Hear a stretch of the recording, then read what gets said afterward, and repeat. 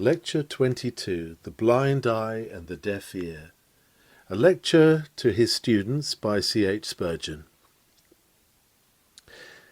Having often said in this room that a minister ought to have one blind eye and one deaf ear, I have excited the curiosity of several brethren who have requested an explanation, for it appears to them, as it does also to me, that the keener eyes and ears we have, the better.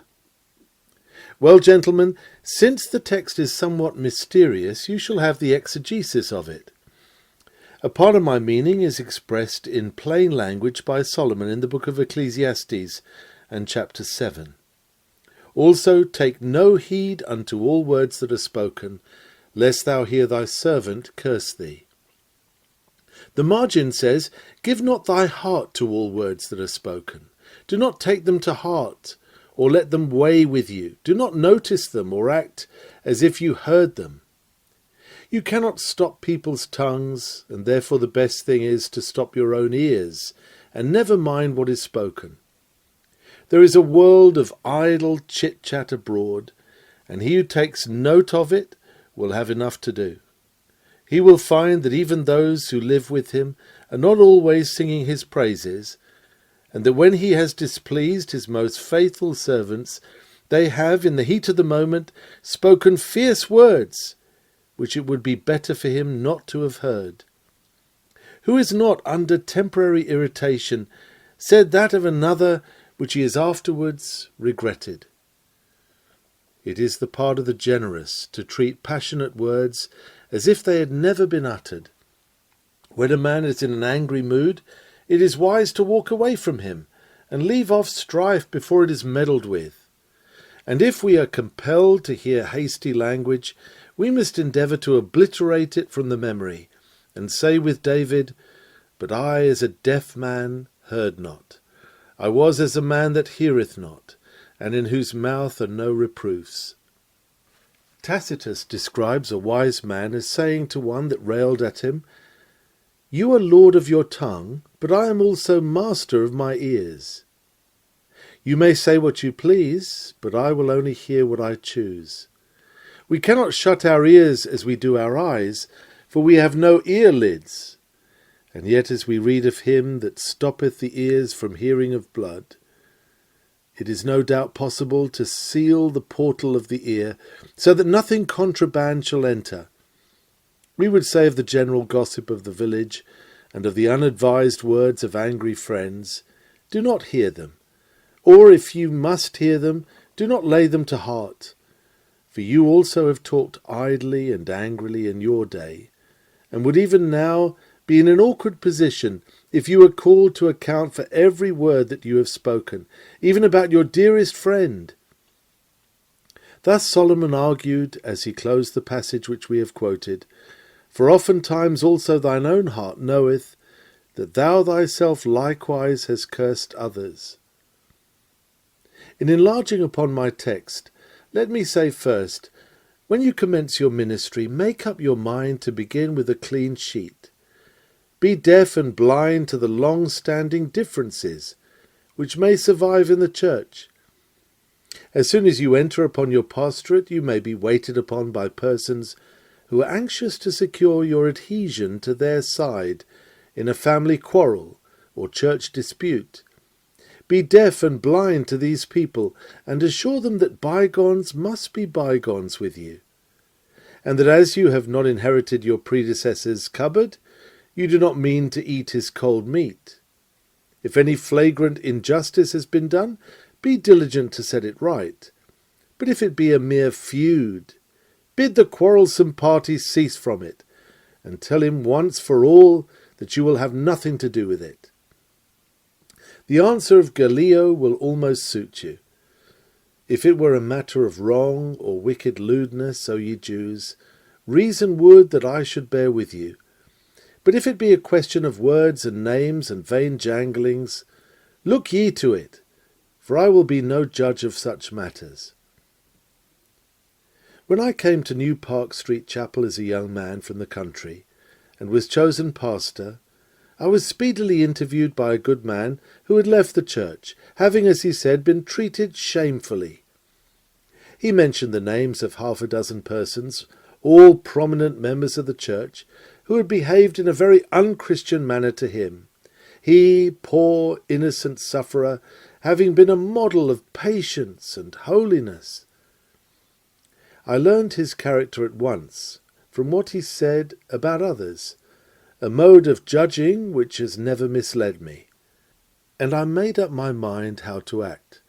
I told him that the church had been in a sadly unsettled state, and that the only way out of the snarl was for everyone to forget the past and begin again.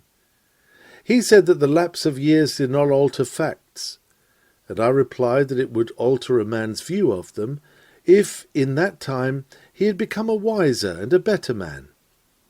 However, I added that all the past had gone away with my predecessors, that he must follow them to their new spheres and settle matters with them, for I would not touch the affair with a pair of tongs. He waxed somewhat warm, but I allowed him to radiate until he was cool again, and we shook hands and parted. He was a good man, but constructed upon an uncomfortable principle, so that he came across the path of others in a very awkward manner at times, and if I had gone into his narrative and examined his case, there would have been no end to the strife. I am quite certain that for my own success and for the prosperity of the church, I took the wisest course by applying my blind eye to all disputes which dated previously to my advent.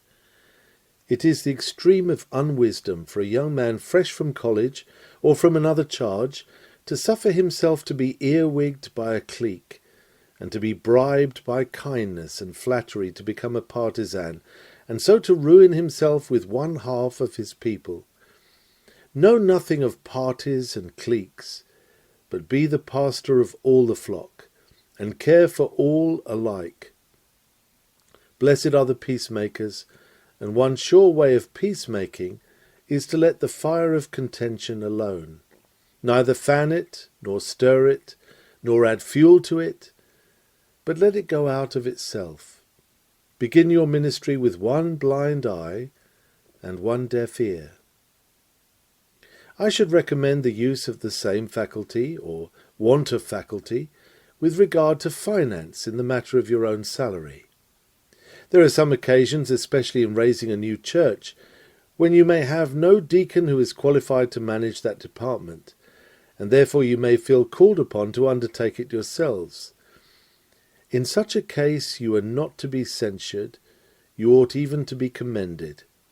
Many a time also the work would come to an end altogether if the preacher did not act as his own deacon, and find supplies both temporal and spiritual by his own exertions. To these exceptional cases I have nothing to say, but that I admire the struggling worker and deeply sympathize with him, for he is overweighted, and is apt to be a less successful soldier for his Lord because he is entangled with the affairs of this life.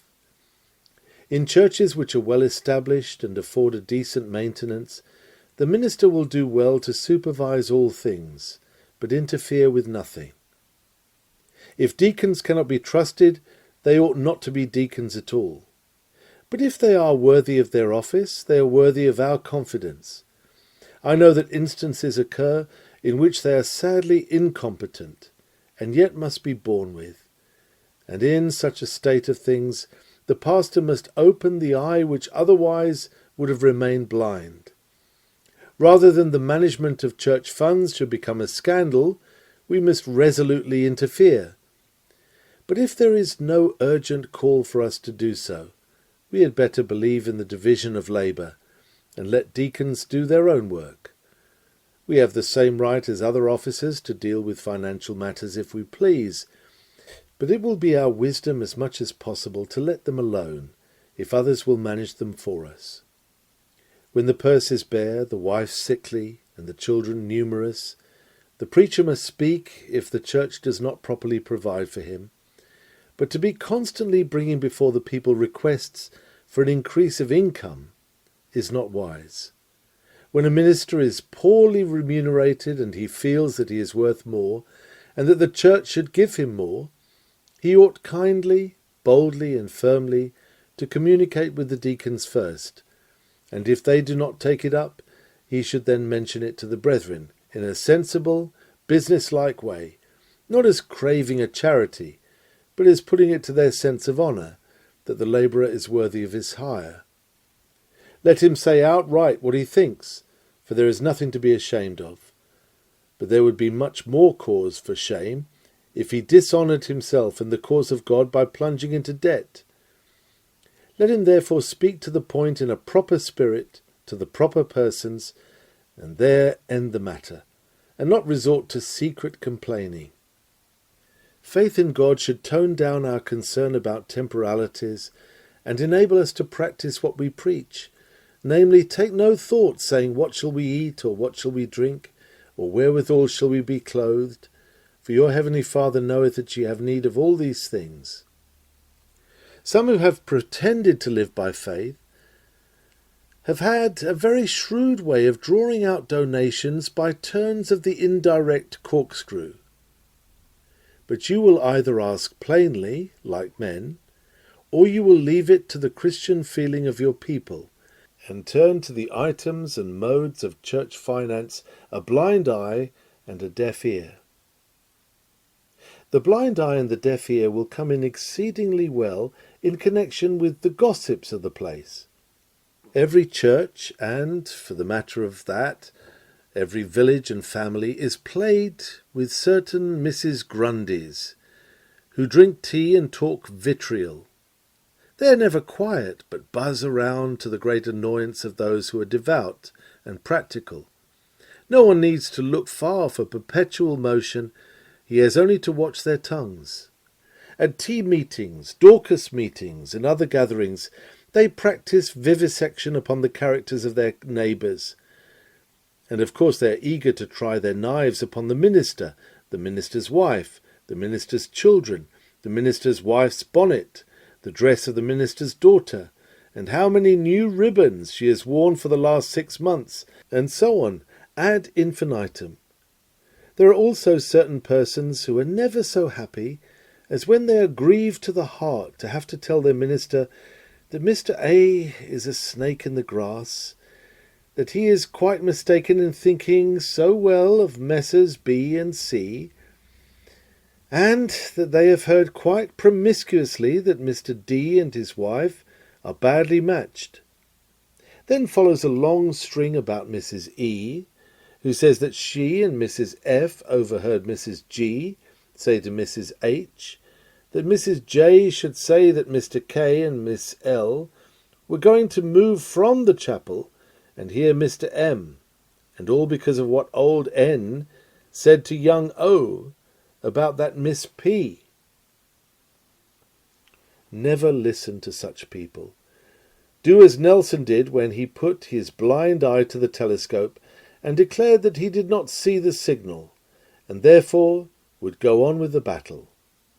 Let the creatures buzz, and do not even hear them, unless indeed they buzz so much concerning one person that the matter threatens to be serious.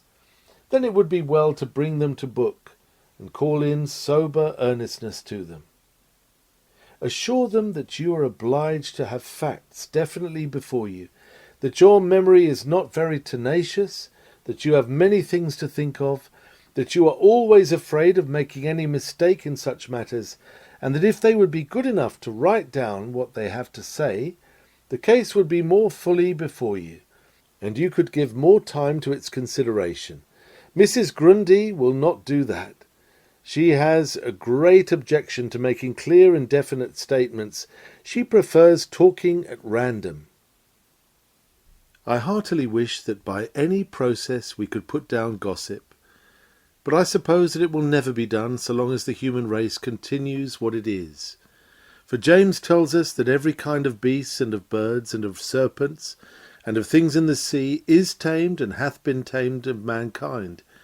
But the tongue can no man tame. It is an unruly evil, full of deadly poison. What can't be cured must be endured, and the best way of enduring it is not to listen to it. Over one of our old castles, a former owner has inscribed these lines. They say, What do they say? Let them say. Thin-skinned persons should learn this motto by heart. The talk of the village is never worthy of notice, and you should never take any interest in it except to mourn over the malice and heartlessness of which it is too often the indicator. Mayow, in his plain preaching, very forcibly says, if you were to see a woman killing a farmer's ducks and geese for the sake of having one of the feathers, you would see a person acting as we do when we speak evil of anyone, for the sake of the pleasure we feel in evil speaking. For the pleasure we feel is not worth a single feather, and the pain we give is often greater than a man feels at the loss of his property. Insert a remark of this kind now and then in a sermon, when there is no special gossip abroad, and it may be of some benefit to the more sensible. I quite despair of the rest. Above all, never join in tale-bearing yourself, and beg your wife to abstain from it also. Some men are too talkative by half, and remind me of the young man who was sent to Socrates to learn oratory. On being introduced to the philosopher, he talked so incessantly that Socrates asked for double fees. "Why charge me double?" said the young fellow. "Because," said the orator, "I must teach you two sciences, the one how to hold your tongue, and the other how to speak. The first science is the more difficult, but aim at proficiency in it, or you will suffer greatly and create trouble without end. Avoid with your whole soul that spirit of suspicion which sours some men's lives, and to all things from which you might harshly draw an unkind inference, turn a blind eye and a deaf ear. Suspicion makes a man a torment to himself and a spy towards others. Once begin to suspect, and causes for distrust will multiply around you, and your very suspiciousness will create the major part of them. Many a friend has been transformed into an enemy by being suspected. Do not therefore look about you with the eyes of mistrust, nor listen as an eavesdropper with the quick ear of fear. To go about the congregation ferreting out disaffection, like a gamekeeper after rabbits, is a mean employment, and is generally rewarded most sorrowfully. Lord Bacon wisely advises the provident stay of inquiry of that which we would be loath to find. When nothing is to be discovered which will help us to love others, we had better cease from the inquiry, for we may drag to light that which may be the commencement of years of contention. I am not, of course, referring to cases requiring discipline, which must be thoroughly investigated and boldly dealt with, but I have upon my mind mere personal matters, where the main sufferer is yourself. Here it is always best not to know, nor to wish to know, what is being said about you, either by friends or foes. Those who praise us are probably as much mistaken as those who abuse us, and the one may be regarded as a set-off to the other, if indeed it be worthwhile taking any account at all of man's judgment. If we have the approbation of our God, certified by a placid conscience, we can afford to be indifferent to the opinions of our fellow men, whether they commend or condemn. If we cannot reach this point, we are babes and not men. Some are childishly anxious to know their friend's opinion of them, and if it contain the smallest element of dissent or censure, they regard him as an enemy forthwith. Surely we are not popes, and do not wish our hearers to regard us as infallible. We have known men become quite enraged at a perfectly fair and reasonable remark, and regard an honest friend as an opponent who delighted to find fault. This misrepresentation on the one side has soon produced heat on the other, and strife is ensued. How much better is gentle forbearance? You must be able to bear criticism, or you are not fit to be at the head of a congregation, and you must let the critic go without reckoning him among your deadly foes, or you will prove yourself a mere weakling. It is wisest always to show double kindness where you have been severely handled by one who thought it his duty to do so, for he is probably an honest man and worth winning. He who in your early days hardly thinks you fit for the pastorate may yet become your firmest defender if he sees that you grow in grace and advance in qualification for the work. Do not therefore regard him as a foe for truthfully expressing his doubts. Does not your own heart confess that his fears were not altogether groundless? Turn your deaf ear to what you judge to be his harsh criticism, and endeavour to preach better. Persons from love of change, from pique, from advance in their tastes and other causes, may become uneasy under our ministry, and it is well for us to know nothing about it. Perceiving the danger, we must not betray our discovery, but bestir ourselves to improve our sermons, hoping that the good people will be better fed and forget their dissatisfaction. If they are truly gracious persons, the incipient evil will pass away, and no real discontent will arise. Or if it does, you must not provoke it by suspecting it. Where I have known that there existed a measure of disaffection to myself, I have not recognized it, unless it has been forced upon me, but have, on the contrary, acted towards the opposing person with all the more courtesy and friendliness, and I have never heard any more of the matter. If I had treated the good man as an opponent, he would have done his best to take the part assigned him, and carry it out to his own credit.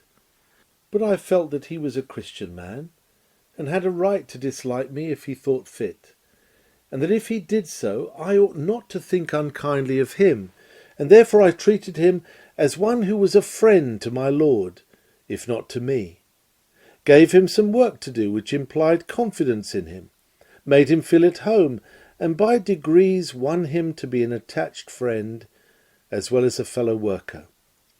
The best of people are sometimes out at elbows and say unkind things.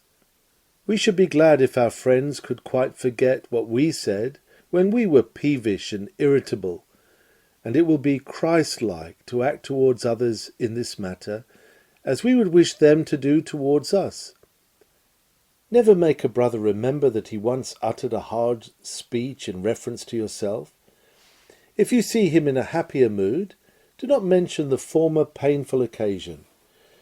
If he be a man of right spirit, he will in future be unwilling to vex a pastor who has treated him so generously. And if he be a mere bore, it is a pity to hold any argument with him, and therefore the past had better go by default. It would be better to be deceived 100 times than to live a life of suspicion. It is intolerable. The miser who traverses his chamber at midnight and hears a burglar in every falling leaf is not more wretched than the minister who believes that plots are hatching against him, and that reports to his disadvantage are being spread. I remember a brother who believed that he was being poisoned, and was persuaded that even the seat he sat upon and the clothes he wore had, by some subtle chemistry, become saturated with death. His life was a perpetual scare, and such is the existence of a minister when he mistrusts all around him. Nor is suspicion merely a source of disquietude. It is a moral evil, and injures the character of the man who harbours it. Suspicion in kings creates tyranny, in husbands jealousy, and in ministers bitterness. Such bitterness in spirit dissolves all the ties of the pastoral relation, eating like a corrosive acid into the very soul of the office, and making it a curse rather than a blessing. When once this terrible evil has curdled all the milk of human kindness in a man's bosom, he becomes more fit for the detective police force than for the ministry. Like a spider he begins to cast out his lines, and fashions a web of tremulous threads, all of which lead up to himself and warn him of the least touch of even the tiniest midge. There he sits in the centre, a mass of sensation, all nerves and raw wounds, excitable and excited, a self-immolated martyr drawing the blazing faggots about him, and apparently anxious to be burned. The most faithful friend is unsafe under such conditions. The most careful avoidance of offence will not secure immunity from mistrust, but will probably be construed into cunning and cowardice. Society is almost as much in danger from a suspecting man as from a mad dog, for he snaps on all sides without reason, and scatters right and left the foam of his madness. It is vain to reason with the victim of this folly, for with perverse ingenuity he turns every argument the wrong way, and makes your plea for confidence another reason for mistrust. It is sad that he cannot see the iniquity of his groundless censure of others, especially of those who have been his best friends, and the firmest upholders of the cause of Christ. I would not wrong virtue so tried by the least shade of doubt. Undue suspicion is more abject baseness even than the guilt suspected. No one ought to be made an offender for a word, but when suspicion rules, even silence becomes a crime. Brethren, shun this vice by renouncing the love of self.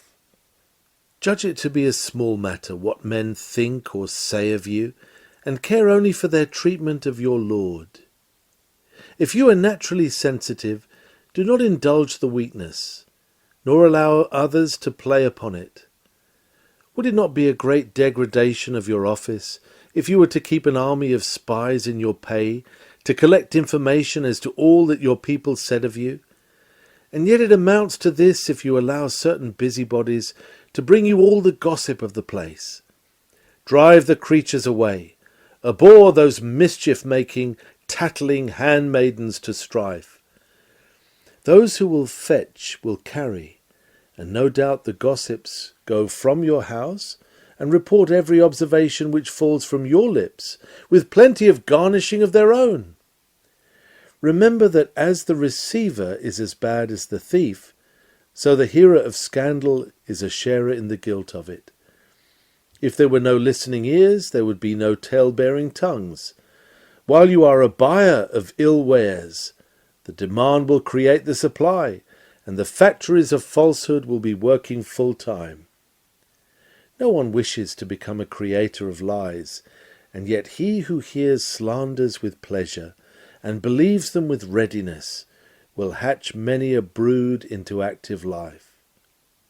Solomon says, "A whisperer separateth chief friends," in Proverbs 16. Insinuations are thrown out and jealousies aroused, till mutual coolness ensues, and neither can understand why. Each wonders what can possibly be the cause. Thus the firmest, the longest, the warmest, and most confiding attachments, the sources of life's sweetest joys, are broken up perhaps forever.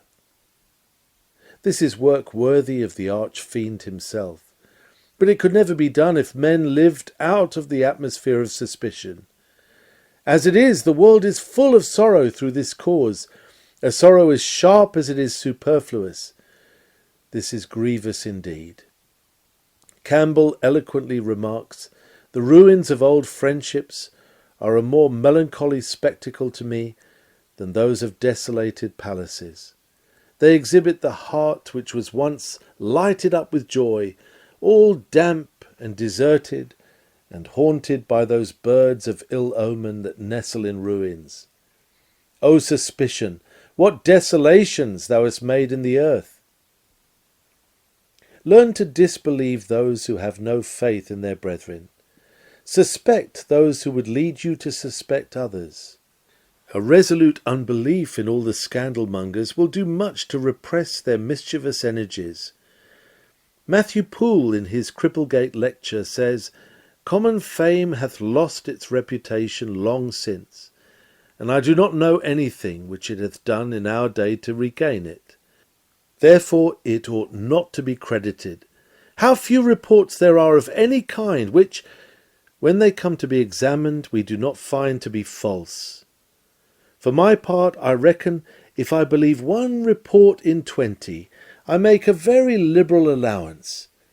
Especially distrust reproaches and evil reports, because these spread fastest, as being grateful to most persons who suppose their own reputation to be never so well grounded as when it is built upon the ruins of other men's.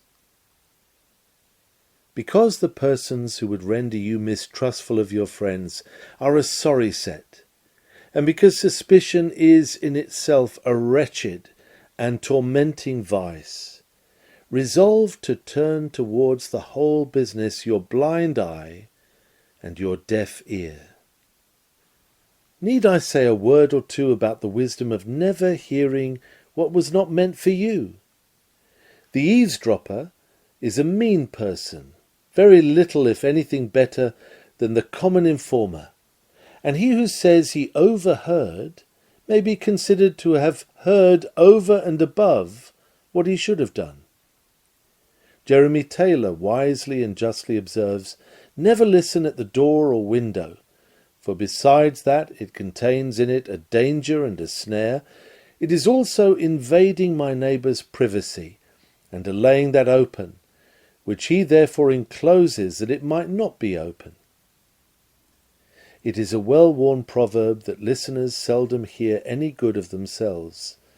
Listening is a sort of larceny, but the goods stolen are never a pleasure to the thief. Information obtained by clandestine means must, in all but extreme cases, be more injury than benefit to a cause. The magistrate may judge it expedient to obtain evidence by such means, but I cannot imagine a case in which a minister should do so. Ours is a mission of grace and peace. We are not prosecutors who search out condemnatory evidence, but friends whose love would cover a multitude of offences. The peeping eyes of Canaan the son of Ham shall never be in our employ. We prefer the pious delicacy of Shem and Japheth, who went backward and covered the shame which the child of evil had published with glee. To opinions and remarks about yourself turn also, as a general rule, the blind eye and the deaf ear. Public men may expect to be criticised in a way which is neither fair nor pleasant. To all honest and just remarks we are bound to give due measure of heed, but to the bitter verdict of prejudice, the frivolous fault-finding of men of fashion, the stupid utterances of the ignorant, and the fierce denunciations of opponents, we may very safely turn a deaf ear. We cannot expect those to approve of us whom we condemn by our testimony against their favourite sins. Their commendation would show that we had missed our mark. We naturally look to be approved by our own people, the members of our churches, and the adherents of our congregations, and when they make observations which show they are not very great admirers, we may be tempted to discouragement, if not to anger. Herein lies a snare. When I was about to leave my village charge for London, one of the old men prayed that I might be delivered from the bleating of the sheep. For the life of me I could not imagine what he meant, but the riddle is plain now, and I have learned to offer the prayer myself. Too much consideration of what is said by our people, whether it be in praise or in depreciation, is not good for us. If we dwell on high with that great shepherd of the sheep, we shall care little for all the confused bleatings around us. But if we become carnal and walk as men, we shall have little rest if we listen to this, that, and the other, which every poor sheep may bleat about us. Perhaps it is quite true that you were uncommonly dull last Sabbath morning, but there was no need that Mrs. Clack should come and tell you that Deacon Jones thought so. It is more than probable that, having been out in the country all the previous week, your preaching was very like milk and water. But there can be no necessity for your going round among the people to discover whether they noticed it or not. Is it not enough that your conscience is uneasy upon the point? Endeavour to improve for the future, but do not want to hear all that every Jack, Tom and Mary may have to say about it.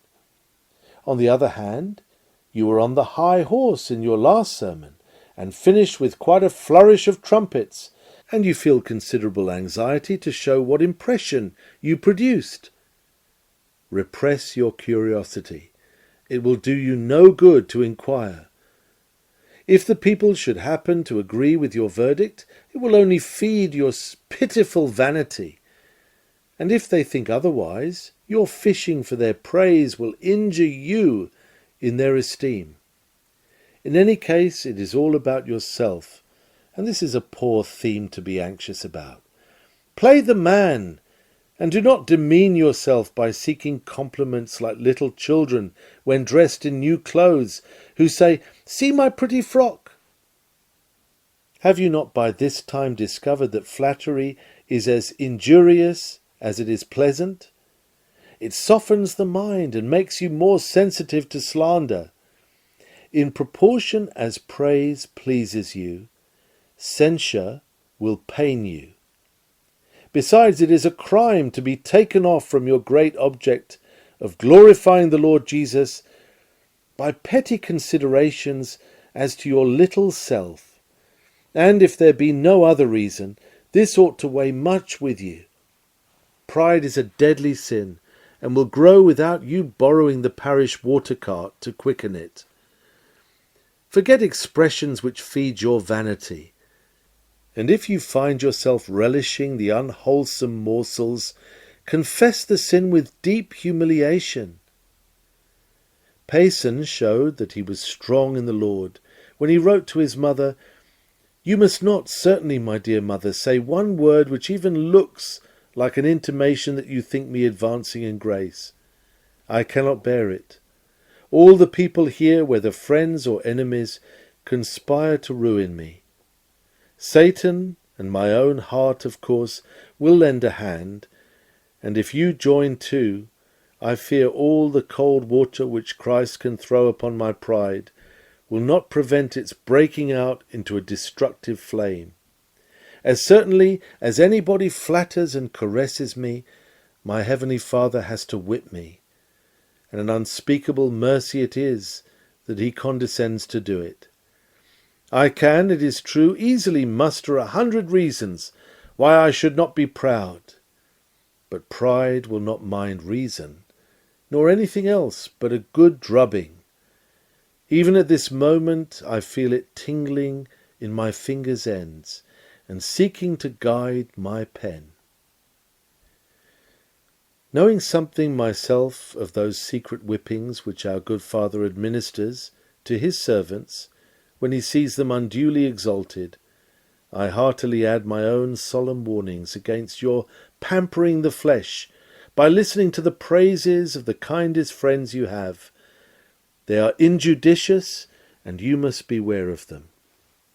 A sensible friend, who will unsparingly criticize you from week to week, will be a far greater blessing to you than 1,000 undiscriminating admirers, if you have sense enough to bear his treatment, and grace enough to be thankful for it. When I was preaching at the Surrey Gardens, an unknown censor of great ability used to send me a weekly list of my mispronunciations and other slips of speech. He never signed his name, and that was my only cause of complaint against him, for he left me in a debt which I could not acknowledge. I take this opportunity of confessing my obligations to him, for with genial temper and an evident desire to benefit me, he marked down most relentlessly everything which he supposed me to have said incorrectly. Concerning some of these corrections he was in error himself, but for the most part he was right, and his remarks enabled me to perceive and avoid many mistakes. I looked for his weekly memoranda with much interest, and I trust I am all the better for them. If I had repeated a sentence 2 or 3 Sundays before, he would say, "See same expression in such a sermon," mentioning number and page. He remarked on one occasion that I too often quoted the line, nothing in my hands I bring. And he added, We are sufficiently informed of the vacuity of your hands. He demanded my authority for calling a man covetous, and so on. Possibly some young men might have been discouraged, if not irritated, by such severe criticisms, but they would have been very foolish, for in resenting such correction they would have been throwing away a valuable aid to progress. No money can purchase outspoken, honest judgment, and when we can get it for nothing, let us utilize it to the fullest extent. The worst of it is that of those who offer their judgments, few are qualified to form them, and we shall be pestered with foolish, impertinent remarks, unless we turn to them all the blind eye and the deaf ear. In the case of false reports against yourself, for the most part use the deaf ear. Unfortunately, liars are not yet extinct, and, like Richard Baxter and John Bunyan, you may be accused of crimes which your soul abhors. Be not staggered thereby, for this trial has befallen the very best of men, and even your Lord did not escape the envenomed tongue of falsehood. In almost all cases, it is the wisest course to let such things die a natural death. A great lie, if unnoticed, is like a big fish out of water. It dashes and plunges and beats itself to death in a short time. To answer it is to supply it with its element and help it to a longer life. Falsehoods usually carry their own refutation somewhere about them and sting themselves to death. Some lies especially have a peculiar smell which betrays their rottenness to every honest nose. If you are disturbed by them, the object of their invention is partly answered, but your silent endurance disappoints malice and gives you a partial victory, which God in his care of you will soon turn into a complete deliverance. Your blameless life will be your best defence, and those who have seen it will not allow you to be condemned so readily as your slanderers expect. Only abstain from fighting your own battles, and in 9 cases out of 10, your accusers will gain nothing by their malevolence, but chagrin for themselves and contempt from others. To prosecute the slanderer is very seldom wise. I remember a beloved servant of Christ who in his youth was very sensitive, and being falsely accused proceeded against the person at law. An apology was offered. It withdrew every iota of the charge and was most ample. But the good man insisted upon its being printed in the newspapers, and the result convinced him of his own unwisdom. Multitudes, who would otherwise have never heard of the libel, asked what it meant and made comments thereon, generally concluding with the sage remark that he must have done something imprudent to provoke such an accusation. He was heard to say that so long as he lived, he would never resort to such a method again, for he felt that the public apology had done him more harm than the slander itself. Standing as we do in a position which makes us choice targets for the devil and his allies, our best course is to defend our innocence by our silence and leave our reputation with God. Yet there are exceptions to this general rule. When distinct, definite public charges are made against a man, he is bound to answer them, and answer them in the clearest and most open manner. To decline all investigation is in such a case practically to plead guilty, and whatever may be the mode of putting it, the general public ordinarily regard a refusal to reply as a proof of guilt. Under mere worry and annoyance, it is by far the best to be altogether passive.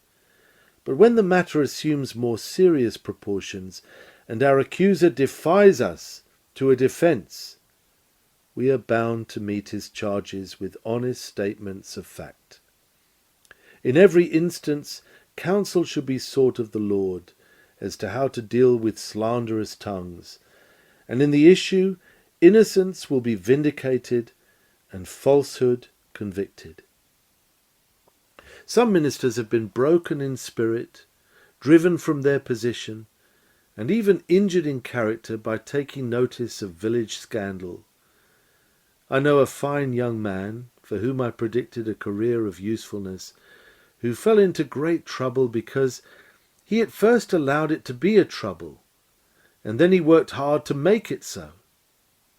He came to me and complained that he had a great grievance, and so it was a grievance, but from beginning to end it was all about what some half-dozen women had said about his procedure after the death of his wife.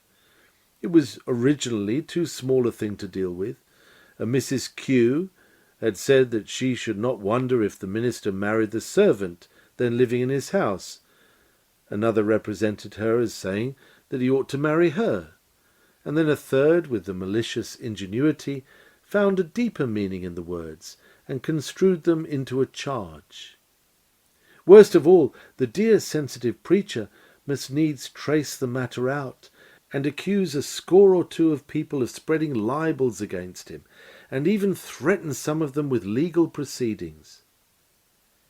If he could have prayed over it in secret, or even have whistled over it, no harm would have come of the tittle-tattle.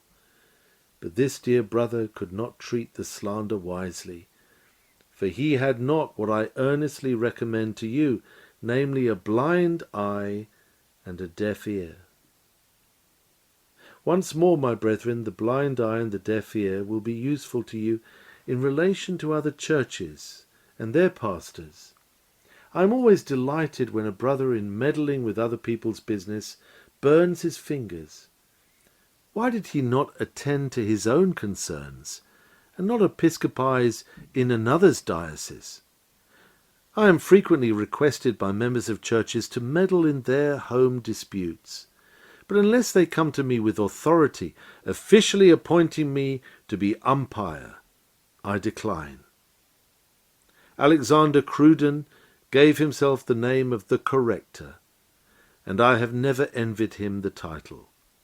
It would need a peculiar inspiration to enable a man to settle all the controversies of our churches, and as a rule those who are least qualified are the most eager to attempt it. For the most part, interference, however well-intentioned, is a failure. Internal dissensions in our churches are very like quarrels between man and wife. When the case comes to such a pass that they must fight it out, the interposing party will be the victim of their common fury. No one but Mr. Verdant Green will interfere in a domestic battle, for the man, of course, resents it, and the lady, though suffering from many a blow, will say, "You leave my husband alone. He has a right to beat me if he likes." However great the mutual animosity of conjugal combatants, it seems to be forgot in resentment against intruders, and so amongst the very independent denomination of Baptists, the person outside the church who interferes in any manner is sure to get the worst of it. Do not consider yourself to be the bishop of all the neighbouring churches, but be satisfied with looking after Lystra, or Derbe, or Thessalonica, or whichever church may have been allotted to your care, and leave Philippi and Ephesus in the hands of their own pastors.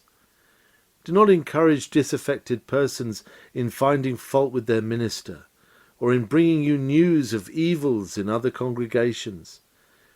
When you meet your brother ministers, do not be in a hurry to advise them. They know their duty quite as well as you know yours, and your judgment upon their course of action is probably founded upon partial information supplied by prejudiced sources. Do not grieve your neighbours by your meddlesomeness.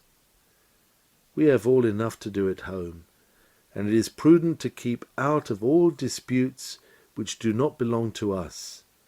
We are recommended by one of the world's proverbs to wash our dirty linen at home, and I will add another line to it. and advise that we do not call on our neighbours while their linen is in the suds. This is due to our friends, and will best promote peace. He that passeth by and meddleth with strife belonging not to him is like one that taketh a dog by the ears. He is very apt to be bitten, and few will pity him. Bridges wisely observes that our blessed Master has read us a lesson of godly wisdom. He healed the contentions in his own family, but when called to meddle with strife belonging not to him, he gave answer, Who made me a judge or a divider over you? Self-constituted judges win but little respect. If they were more fit to censure, they would be less inclined to do so. Many a trifling difference within a church has been fanned into a great flame by ministers outside who had no idea of the mischief they were causing. They gave verdicts upon ex parte statements, and so egged on opposing persons who felt safe when they could say that the neighbouring ministers quite agreed with them. My counsel is that we join the know-nothings, and never say a word upon a matter till we have heard both sides, and moreover that we do our best to avoid hearing either one side or the other, if the matter does not concern us. Is not this a sufficient explanation of my declaration that I have one blind eye and one deaf ear, and that they are the best eye and ear I have? Amen.